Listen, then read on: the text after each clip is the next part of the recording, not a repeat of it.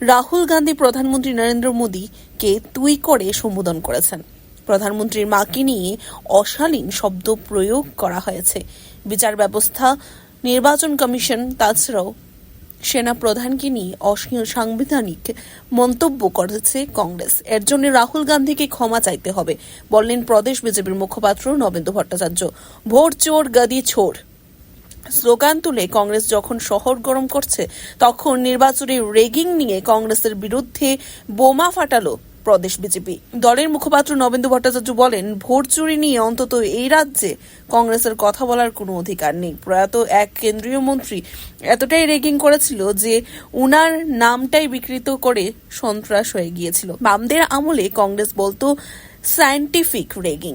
শনিবার প্রদেশ বিজেপির কার্যালয়ে সাংবাদিক সম্মেলন করে এই কথাগুলোই বলেন নবেন্দু ভট্টাচার্য।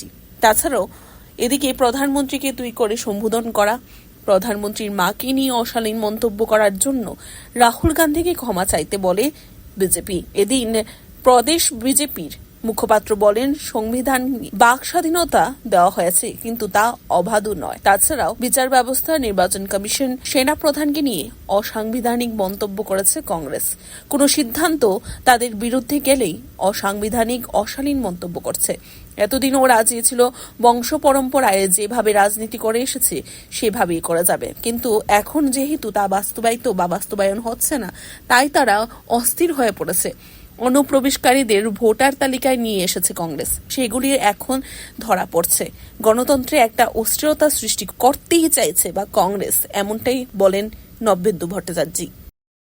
যারা কংগ্রেস বা তার সঙ্গে যারা আছেন, তারা বলছেন এই দেশের গণতন্ত্র নেই। হিটলার শাহী বলছেন তারা। এত সবের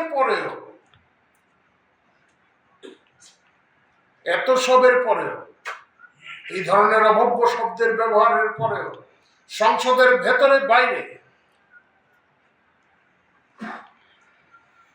তাদের মতাধিকার, তাদের বাক স্বাধীনতা অক্ষুণ্ণ আছে। আর কোন দেশে এটা সম্ভব?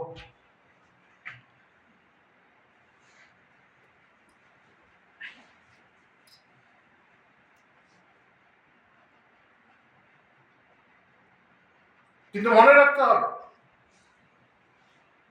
সংবিধান মত প্রকাশের অধিকার দিয়েছে, কিন্তু এটা কিন্তু অবাধ নয়। যারা এখানে কংগ্রেসের এজেন্সিটাকে বাঁচিয়ে রেখেছেন, তাদের মধ্যে অনেকেই আইনজ্ঞ রয়েছেন, তারাও জানেন এই বিষয়গুলি।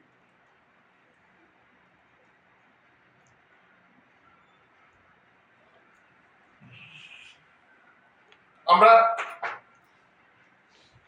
প্রদেশ ভারতীয় জনতা পার্টির তরফ থেকে কংগ্রেস নেতা তথা কংগ্রেসের এই যে অনুগামীরা আছেন, রাহুল গান্ধীর অনুগামী, কংগ্রেসের সবাই তো আর রাহুল গান্ধীর অনুগামী না।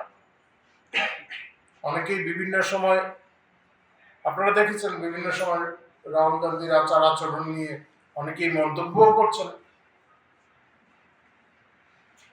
যদিও তারা কংগ্রেসে সেই মর্যাদা পাচ্ছেন না।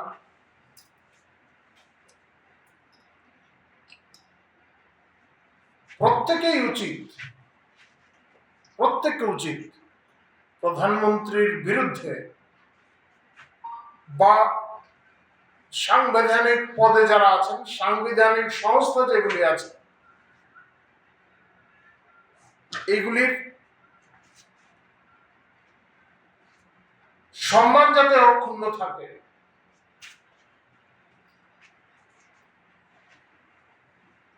সে বিষয়ে সংশ্লিষ্ট নেতাদের, যাদের বোধ শক্তি নেই,